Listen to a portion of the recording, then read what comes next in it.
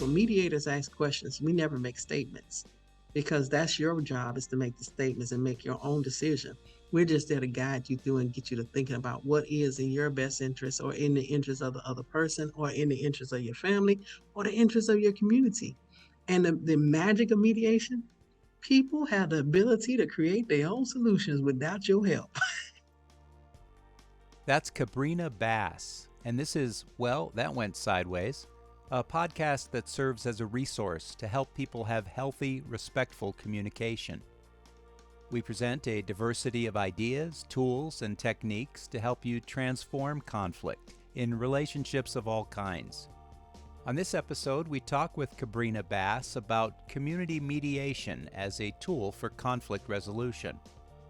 She is the executive director of the Midlands Mediation Center in Columbia, South Carolina, and chair of the National Association for Community Mediation. I'm Sam Fuqua, co-host of the program with Alexis Miles. Hello, Alexis. Hi, Sam. And we're so happy to be joined for this episode of Well, That Went Sideways by Kabrina Bass. Hello. Hi, Sam. Hi, Alexa. We really appreciate you taking the time to visit with us and our listeners today. Let me start by asking, one way mediation is very commonly thought of as a way to find compromise, to resolve conflict. But I was particularly interested in how you presented mediation in a video of yours that I watched as a way to level power imbalances. Is that sometimes overlooked as a role for mediation?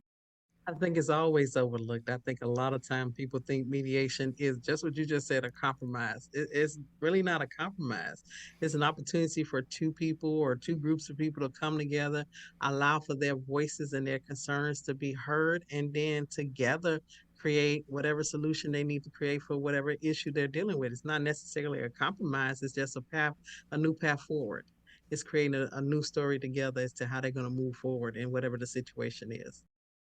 What specifically is community mediation, and how do you define that, and perhaps connect that to the power imbalance piece? Oftentimes when people think about mediation, they think about what I call the big M of mediation.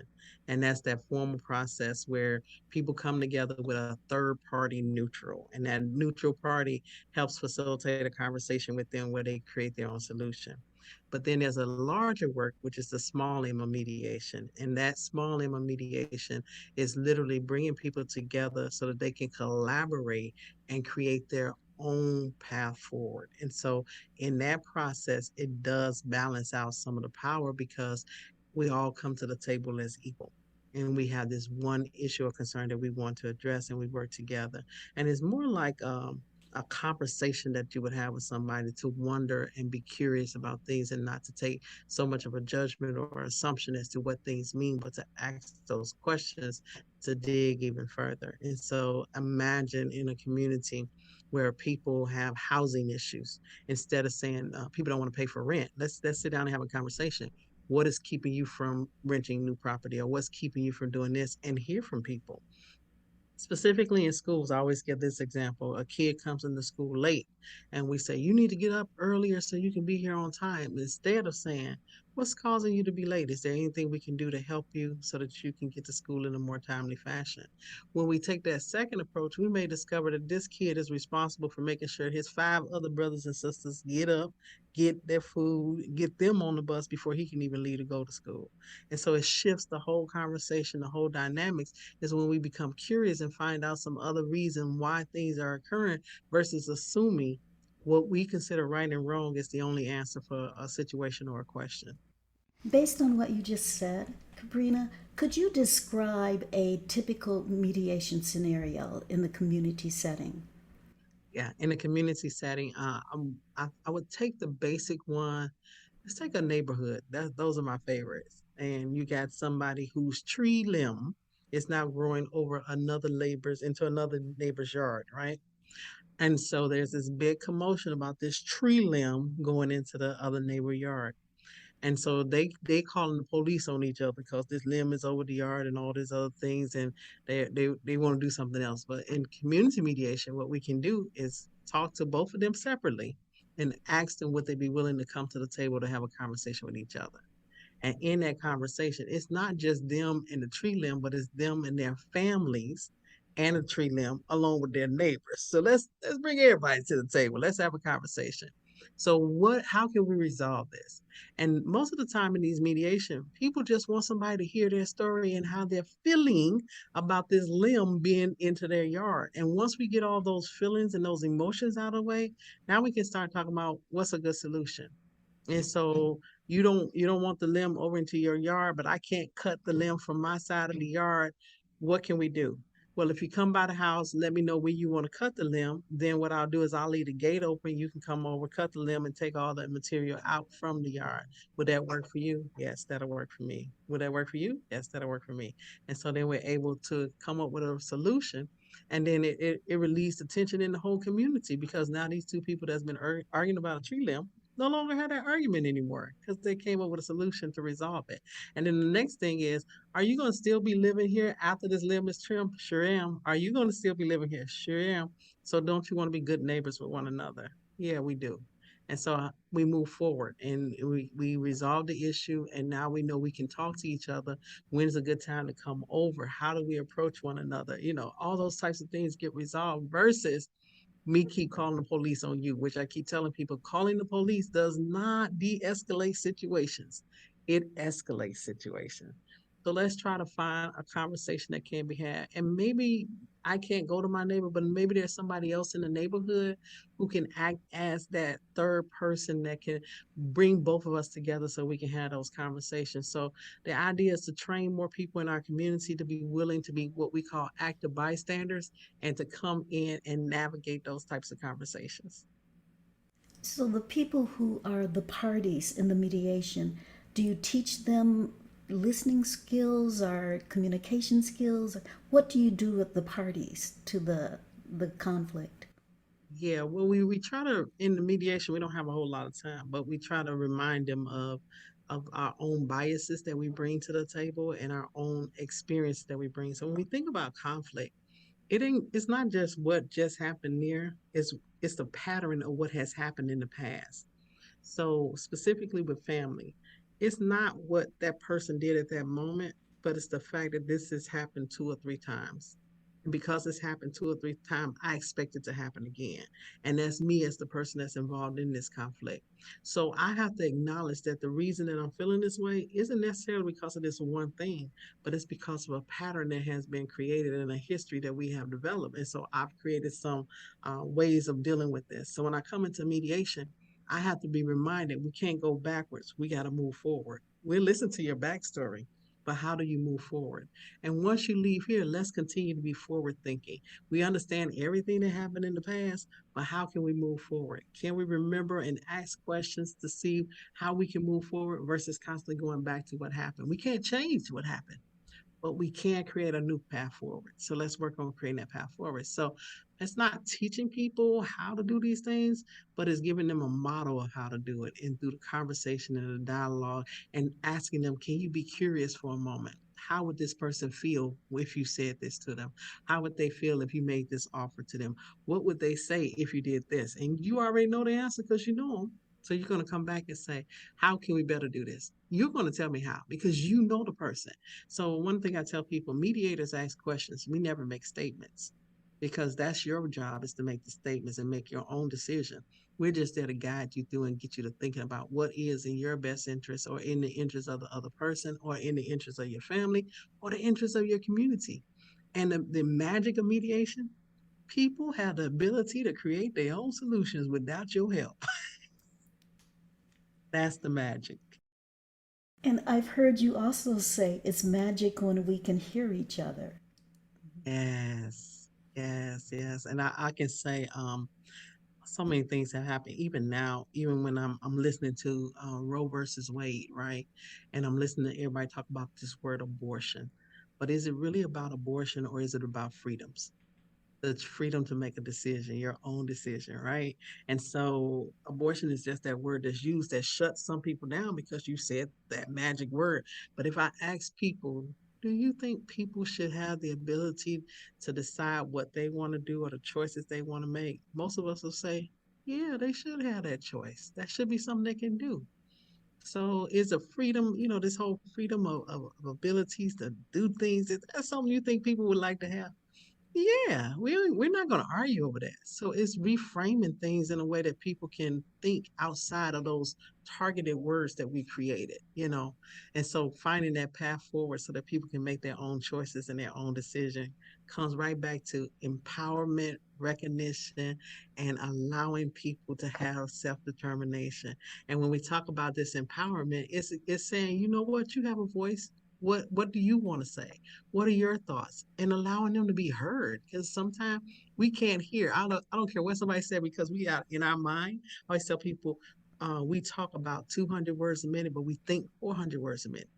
So while you're talking, I've already decided what you're saying, how I'm gonna respond to it, and I'm not listening to you. So slowing down and to really listen to somebody and repeat back to them what you think you heard them say and make sure what they said was correct or give them opportunity to provide you with the correction or to clarify because maybe you misunderstood it from your lens of understanding and then also to confirm it.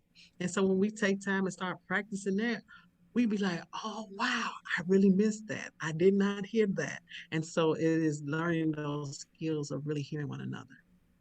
That's so interesting that, speed of thought versus speed of speech. Sometimes I think I'm getting worse at that, and I wonder if the time I spend online is. I've tried to be self-aware enough to know, like, okay, if I've just been looking at my computer a lot or on social media, and then I have a conversation with someone where I'm really not listening. I'm kind of doing what you just said. I'm thinking ahead to what I'm going to say, and I wonder if this electronic connected environment I've been in is influencing that. In one of the workshops of yours that I watched, you said very clearly that we've lost the ability to listen. And for me, that sometimes is connected to, have I been in this online space too much? And I think a lot of people have. We have really lost communication skills because we're not communicating with one another. I always tell people when an incident occurs, we used to start to think about ways to engage. We're not even thinking about we just pick our phone up and start recording. We don't even take a moment to really think about what is really happening here because we want to capture that moment. And so we're really not listening to what's going on. We're just trying to get that, what they 15 seconds of fame, right? And so going back to the old school of, well, hey, let's pause for a minute. Let's hear and let's see how we can engage or make a difference in this situation. I think we have lost that ability to hear one another. I think, and I think if you heard in that thing, we don't teach our children to listen. We teach them to read, write, do math, but we never take time to teach them to listen to one another, to hear one another, and to be curious about what each of us are really saying deep down. Because it all changes. I always talk about the mystery of language, right? If I tell somebody I'm going over to the crib, somebody they may think I'm going to a baby bed, and somebody else may see it as a house. But so the question is, what is a crib? Before I assume that I know what you mean by I'm going to the crib. Well, and that idea of reflecting back to the person, the speaker, so that they're aware that you've been paying attention and they can correct you if what you reflected back is not exactly what they meant to say. That's so important. And it really is something that I don't think we incorporate enough of into our schools or our homes. Yeah, in kindergarten is the first and only time we tell children you must listen. Are you listening? But after kindergarten, we never mention listening again. And the only time people have opportunity to practice listening is if they take a college class in communication and do public speaking or something like that. But other than that, for the next 12 years of your life, you hear nothing about listening. And so we have a hard time hearing one another. And so, and we teach our children to debate versus dialogue, right? We give them the skill set where they can make an argument and hold down an argument versus giving them a skill set of having a conversation and listening to one another and then feeding off of each other to build onto a conversation. They don't have that skill set. And with technology, they have even less of the skill set. Well, what if, and perhaps in a mediation setting, you know that you're going to have to say something that the other party does not want to hear, which is yet another barrier potentially for active listening. What do you counsel people when you have to deliver a statement or an opinion that you know isn't going to sit well with the other party? So I try my best in formal mediation. is to let the person that they know give them that information. I don't like to be the middle person in those types of conversations, but sometimes it is dangerous for somebody else to say that to them. So I try to go back through what we've experienced together. In other words, you want full custody, she wants full custody. Both of you all love your children so much that neither one of you want to let go. And so, unfortunately, we're not going to be able to give both of you the same thing that you want. So, this is going to have to go to the court, and the judge is going to have to make that decision. So it's reminding them that we've been on a journey. We tried to work through this, and we have come to the point that we can't make that resolution. So now we are putting it in the hands of somebody else who's going to make a decision. And so that takes that freedom that we shared with you at the beginning of the mediation that you had. You no longer have it. You're giving it over to the courts.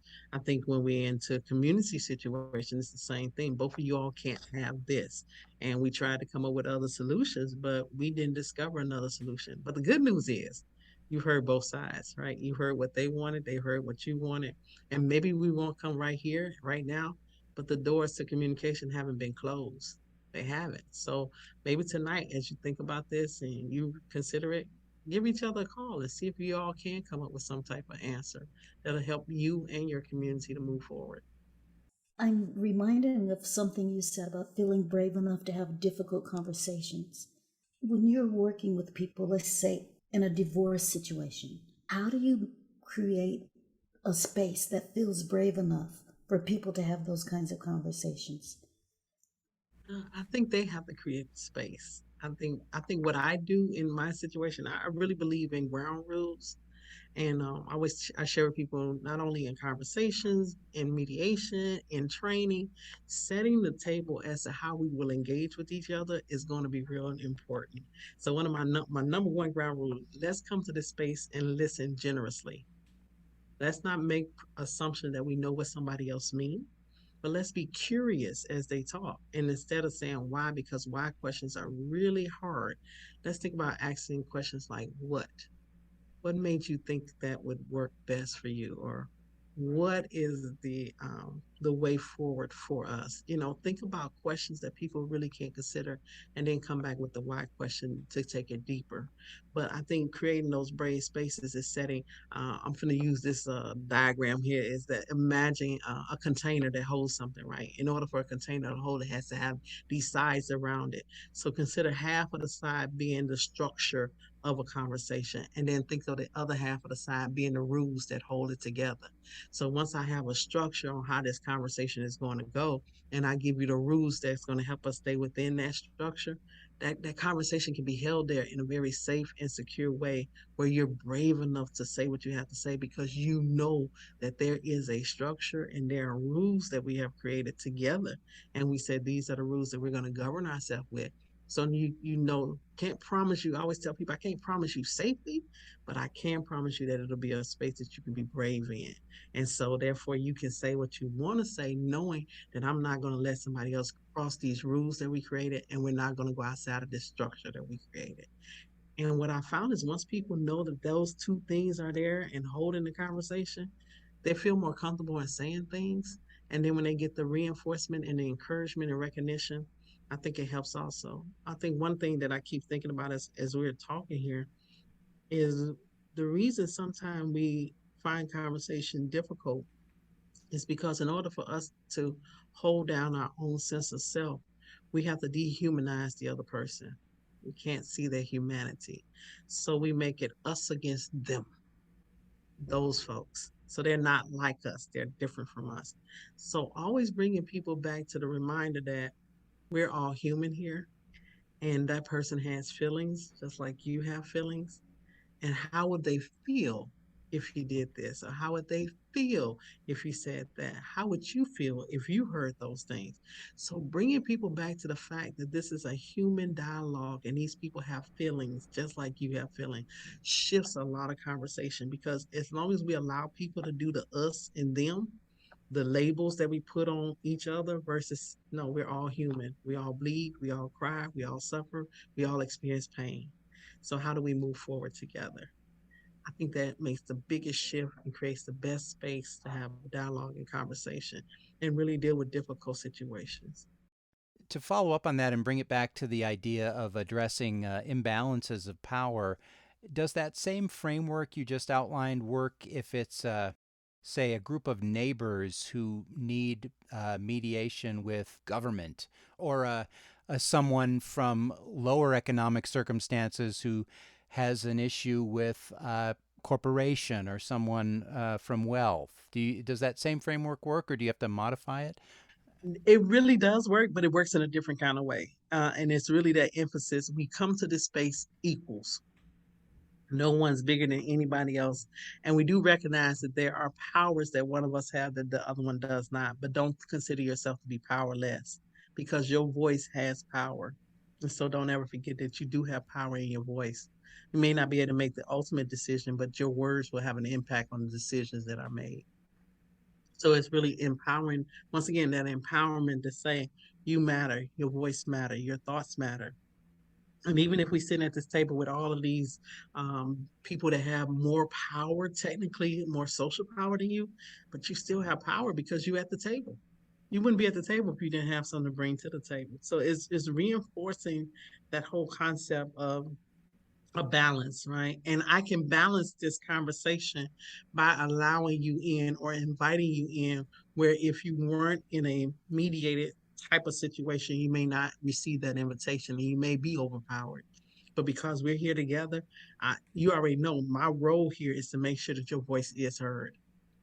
And so that does somewhat balance the power. Now, if I find somebody abusing the power, that's the beauty of mediation, where I can step in and say, you know what? Remember at the beginning, I said we may have a need for a separate conversation and have a different conversation with that person that's violating the rules that were set. Remember, at the beginning, we said we came as equal. You're making statements that are speaking for somebody else and not your truth. So I'm gonna remind you of what we said in the brown roof, is that we would speak our own truth, right? We would come to this space as equal. Is there any way you think we can continue to move forward where we're recognizing each other's humanity? That's a separate conversation, not to bring shame or embarrassment to somebody else that's right there, but to separate them and have those dialogues where you find people either crossing the structure or define the rules. And so you bring them back in as a reminder of this is what you committed to in the beginning of this dialogue. And it works. So the mediator does bring some balance to a conversation. Or if you see somebody becoming overwhelmed, let's break for a minute. Let's take a caucus. Let's walk around for a moment. We had that ability to set the tone and set the pace of a conversation. As a national leader in community mediation, I wanted to just pull back and ask you for the big picture. Is the use of community mediation growing? Is the future for more of this activity, or are we pulling back given the incredible splits we have within politics and other aspects of society? I'm excited to say it's growing. So I had the opportunity to speak with people in Canada this week. The work that we're doing is growing because we're becoming more polarized in across the world. And so the need for communities to come together and have dialogues, to hear one another, to listen to one another is growing. And more people that we have out there with the ability to hold this space, to utilize these skills, to share these skills with other people, it helps this work to grow. And now it's being recognized. And so more funding is becoming available through the government to really help people to de-escalate. Representative Moore has a bill out to really advance de-escalation as something every community should have, and resources that should be provided in those communities. So I would say overall the work is growing. It's getting new names, bridging work, or we call it resolution work, or community cohesion. I mean, it's getting brand new names, but at the same time, it's all about co-creation of peace. It's that no one person can do it. We have to do it together. It is those words and those phrases that have come through community that talks about unity and being one with one another. It is Ubuntu being lived out in America. I am because we are, and because we are, therefore I am. Kabrina Bass, it's been a pleasure to talk to you. Thank you so much for your time. Thank you all so much. I really appreciate the opportunity to share the work of community mediation as well as the National Association for Community Mediation. Kabrina Bass is Executive Director of the Midlands Mediation Center in Columbia, South Carolina, and Chair of the National Association for Community Mediation.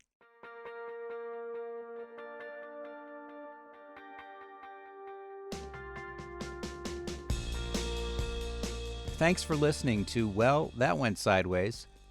We produce new episodes twice a month.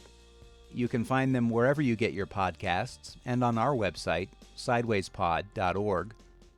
We also have information on our guests and links to more conflict resolution resources at the website. That's sidewayspod.org. Our production team is Mary Zinn, Jess Rao, Norma Johnson, Alexis Miles, Aaliyah Thobani, and me, Sam Fuqua. Our theme music is by Mike Stewart. We produce these programs in Colorado, on the traditional lands of the Arapaho, Cheyenne, and Ute nations. To learn more about the importance of land acknowledgement, visit our website, sidewayspod.org.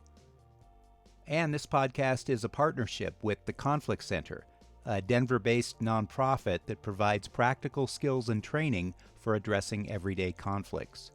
Find out more at conflictcenter.org.